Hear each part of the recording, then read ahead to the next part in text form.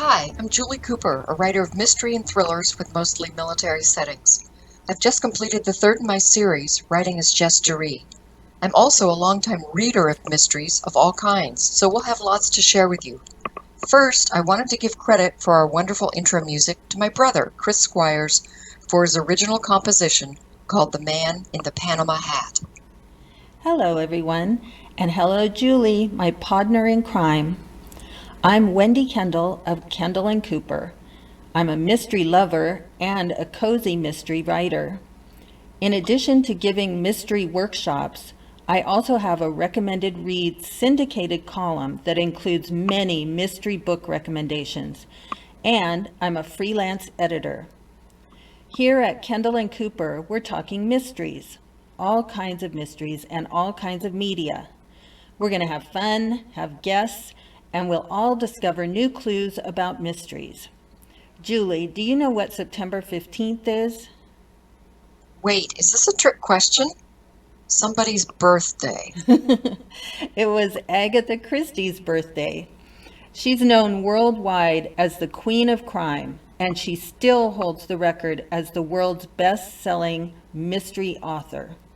She wrote 80 crime novels and short stories, 19 plays, and have you ever heard of Mary Westmacott? The name's a little familiar. That was the pen name she used when she wrote 6 other novels.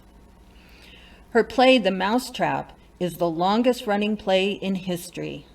I got to see it as a young teen traveling in London. You can still buy a ticket for £22. I actually saw the play as a college student during a winter semester spent in London, and it was great. The Mousetrap was originally written as a birthday gift for the Queen. That was Queen Mary in 1952. Christie thought it would last on stage about 8 months. Do you remember at the end of the play, an actor speaks directly to the audience, requesting that they promise there and then that they will not reveal who the murderer is to anyone who hasn't seen the play? That's because Agatha Christie was very upset with those critics who would reveal in their reviews the murderers of her plays or books. Julie, what's your favorite Agatha Christie? Actually, my favorite Agatha Christie novel is one most people haven't heard of, and it's the first time a serial killer was ever featured in mystery fiction. It's called The ABC Murders. Of course, way back then, they didn't call them serial killers, but she was always way ahead of her time. And I love 10 Little Indians, sometimes called And Then There Were None. The film is just brilliant. Agatha Christie's own favorite of all of her writings was Witness for the Prosecution. I watched that movie this week. Screenplay and directing was by Billy Wilder, and it starred Marlene Dietrich and Tyrone Power. I really enjoyed it. There was so much dry English humor as she established her characters. Marlene Dietrich was stunning. Her presence on the screen was so compelling. I really recommend treating yourself to that movie. I won't reveal who did it. I did notice how clues to each suspect's opportunity and motive were effectively included. I'm sure Wilder was closely following Agatha Christie's lead on this. Well, Agatha was always a master in terms of dealing with motivation in her characters. And speaking of motivation, the mystery reader ultimately wants and needs the reason why answered to make it a successful book and a satisfying mystery. It's a question that a writer must be able to answer for both protagonist and antagonist. So as you read that next mystery, be observant. Why is what drives the plot in the major characters, but this won't be revealed until the end. However, if you're reading a novel of suspense or a thriller, why for the antagonist is typically revealed up front. We usually know who the bad guy is, but that's closely followed by the question of what's next, which is what propels the plot forward at a furious pace. Oh, and just to let you know, Wendy, I just Googled it. September 15th is also James Fenimore Cooper's birthday. James Fenimore Cooper was probably the first American writer to write a thriller called The Deerslayer, which was a big bestseller of its day. Now, in mystery writing workshops, we've talked about the cardinal sin of mystery writing, and the answer to that is implausibility. You know, it's the part where you're reading along and the author stops you in your tracks with something that's just plain impossible or clearly wrong. Mark Twain, another famous American writer, took JFC to task in a very snarky and public essay, detailing 18 things that James Fenimore Cooper did wrong. At the head of the list was implausibility. Mr. Twain said the writer should leave miracles alone, or if there be miracles, make them look reasonable. I'd like to give you and our listeners two quick examples from books I've read in the last couple years. Things that are signs of sloppy writing and poor research, things that stop me from finishing a book or even enjoying much of it. In one book, set in the present day, the writer referred to an office colleague as the secretary, a term that hasn't been in current use in the U.S. workplace since the 80s. In fact, even in the 80s, if I called one of my admin assistants by that title, they'd probably hit me. Given the advent of technology, where most of us handle our own correspondence and schedules, this archaic term was extremely jarring, and the book went downhill from there. Another example, in a romantic suspense novel set in Seattle, the female protagonist makes a lunch date to meet the male lead for a picnic in Freeway Park, which brought me to howling laughter. Freeway Park in downtown Seattle is the kind of place where you go if you want to hang out with an assembly of street people or score some crack, not the place for a cozy tete-a-tete. Clearly, the writer didn't do her research. So with that in mind, here are 5 quick tips for those who write mysteries and for those who read mysteries. Do your research and know what you don't know, but be aware of what you need to find out so your readers don't laugh at you. Let me give you an example. Do I sound like a woman who'd know anything about the trajectory of surface-to-surface missiles? Probably not, but I did the research and I know a guy, and so I know how to find out. Example number 2, read and study outstanding examples in your genre, whether it's cozy mysteries or Tom Clancy-style techno-thrillers or the literary suspense of Daniel Silva, one of my big favorites. Tip number 3, ask for help from an expert. Long ago, writing my first mystery, I interviewed a homicide detective who was an FBI-trained serial profiler, and his advice and information enriched and deepened the value of my writing. Oh, and rumor has it that my colleague here has done a ride-along with a canine unit, although I understand the human officer drove the patrol car. Yes, I was on the graveyard shift patrol with Officer Jason Robinson and Officer Hobbs, who's a black, purebred German Shepherd. I'm going to tell you some fun stories and also what I learned in a future podcast. And I have 2 more tips. Tip number 4, develop and show your protagonist skills early in the book. So whether it's a talent for deciphering ancient Egyptian texts, curating a museum exhibit on antique purses, or knowing how to fly a helicopter, those talents and skills need to be shown early and consistently throughout the novel. So no backloading. Backloading is a sign of poor planning and poor writing. And tip number 5, foreshadow throughout the book, leaving breadcrumbs for the reader, because as readers, we all want to be able to solve the crime alongside our sleuth. And especially, we hate it when a surprise villain or an evil twin is sprung on us at the end, or when a leading character does something completely out of character for no good reason, except that the reader needed a way to solve the whodunit. Implausibility is critical to avoid, and it has an added challenge in a book like The Last Policeman by Ben H. Winters. That's a detective novel with a science fiction twist. All is not as it appears in this book right from the start. It looks like a suicide, and yet rookie detective Hank Pallas isn't sure of that. Still, he wonders what the point is to investigate further.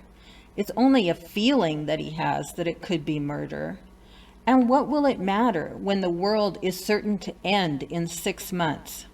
That's right. The major twist in this novel is an asteroid is on a direct heading to Earth, and nothing will stop it.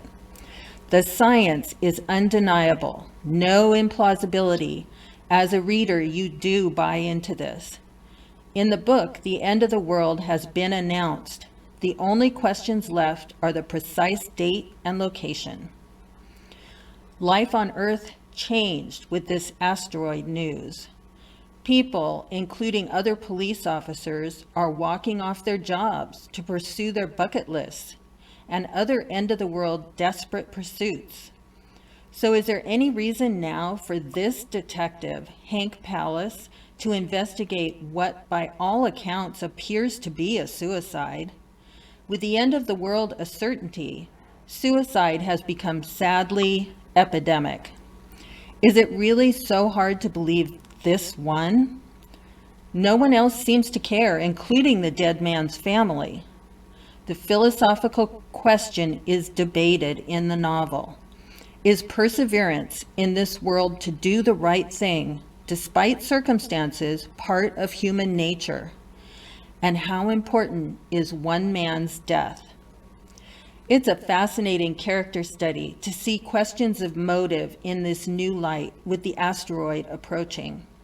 Things look different for people as individuals and as professionals. The end of the world changes everything from a law enforcement perspective. And the dead man who worked in the insurance industry, that industry is also affected in its own way by the world news. Is there a motive there for murder when the world will soon end? On top of that, the detective is struggling with his own personal and family issues throughout the novel, which brings another dimension to his job and to the chaos around him. This novel combines the best of detective investigation with philosophical debate and science fiction.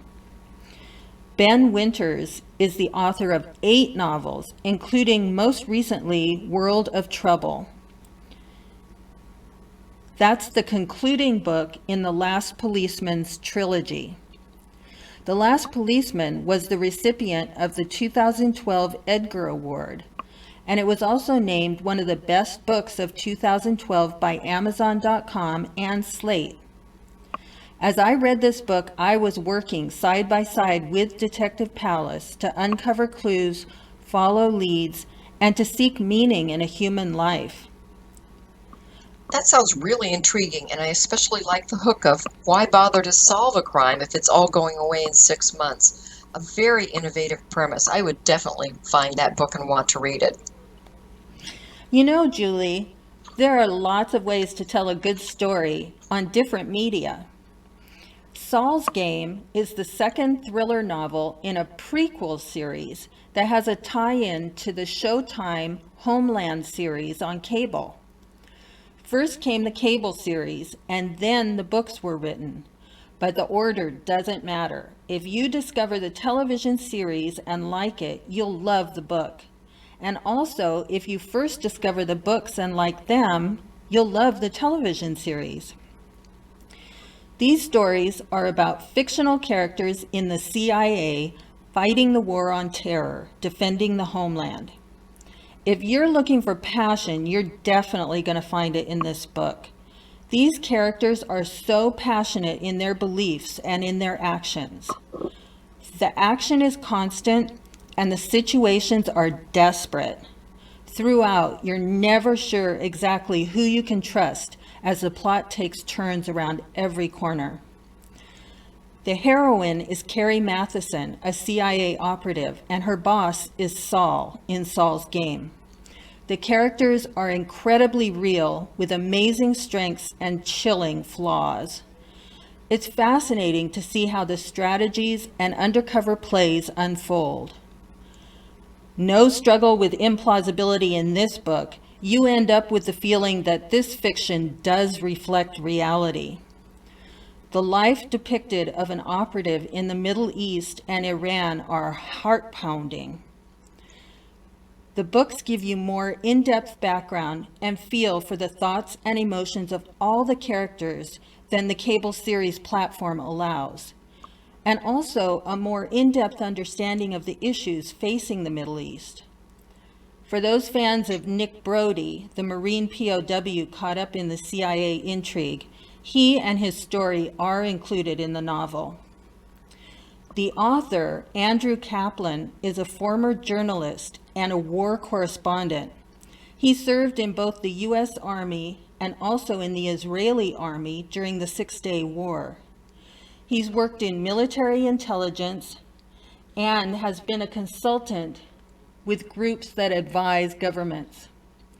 He's the author of several spy thrillers, including the Scorpion series. This book is the winner of the 2015 Scribe Award for the Best Original Media Tie-In Novel of the Year. The Scribe Awards are selected each year by the International Association of Media Tie-In Writers to honor excellence in licensed works that tie with other media, such as television, movies, games, gaming, or comic books. Just like the incredible Showtime series, which is available on DVD, Andrew Kaplan's books leave you wanting more. That sounds great, and that brings me to what I'm reading right now. I just finished The Long Way Home by the brilliant Canadian mystery writer Louise Penny. I don't use the word brilliant often, but in this case, it's fully justified. It's part of a series featuring a wise, middle-aged policeman, the chief of homicide for the Quebec Sûreté, Armand Gamache. Most of her series is set in a small, quiet village outside Montreal. Her books are part of a series of 12, all set in a tiny hamlet called Three Pines, with an interconnected cast of characters. While you might think these are cozy mysteries from my description, given the setting, you'd be wrong. Her books feature clever plots and complex characters far removed from quaint stereotypes. She delves into the heart of human darkness with compassion and insight. And why should you take my recommendation? Well, Louise Penny is the winner of the British Dagger Award, the American Anthony Award, the Barry Award, the Dulles Award, the Canadians Arthur Ellis Award, and the winner of 5 Agatha Awards, and her work has been translated into 25 languages. She's also a New York Times bestseller. I think I want to be her when I grow up. In talking about her work on her website, which is louisepenny.com, and that's spelled Penny, I was fascinated to learn that she writes with 2 streams. One covers plot, which is the murder or the crime, and the other is the personal lives of her characters. Well, she actually started on her publishing journey by entering and placing in a fiction competition for the Crime Writers Association in the United Kingdom, which earned her an agent. She was a journalist and radio host for Canadian Broadcasting Corporation for many years before that. I found this quote on her website, something valuable for all of us who write and all of us who love mysteries. My books, she says, are about terror, the brooding terror curled down deep inside of us. But more than murder, my books are about goodness and kindness and choices. If you take only one thing away from my books, I'd like it to be this: goodness exists. And since we're also going to be talking about mysteries in a variety of media, I'd like to recommend a series called Vera on PBS, now in its 6th season. It stars Brenda Blethyn as a flawed, non-glamorous, and obsessive female detective chief inspector, set in the fictional Northumberland City Police, with a talented ensemble cast. The screenplays are based on a series of novels written by Anne Cleeves, and deal with class differences in Britain and motives such as greed, envy, lust, and revenge. Vera may be irascible, driven by her own demons, and have terrible nutritional habits, but inside beats the heart of a talented, perceptive investigator who goes after the criminal and solves the crime, no matter where the evidence leads. Vera is shown on PBS stations and is available through online streaming from Amazon Video, Acorn TV, and Hulu. Julie, those sound really interesting. And this has been a lot of fun, but I have to go for now. I've got to solve the mystery of what's for dinner tonight. That's a topic that puzzles me often as well, and sometimes I end up making reservations. Wendy, I'm already looking forward to next time when we're joined by media thriller writer A.C. Fuller, author of The Anonymous Source. I know A.C. is a gifted writer and teacher of writing, but he's also a professional chef, so I wonder if that talent will appear in any of his upcoming protagonists. Professional chef? I wish he was here right now. I did enjoy his book. It's cutting edge in the emerging subgenre of media thriller. I recommend it. In the meantime, everyone, tell us your favorite Agatha Christie on our Facebook page, Kendall and Cooper Talking Mysteries, or on Twitter with the hashtag LoveAgatha. See you next time, everyone, when the Podners in Crime are talking mysteries on September 28th. Keep reading and keep writing.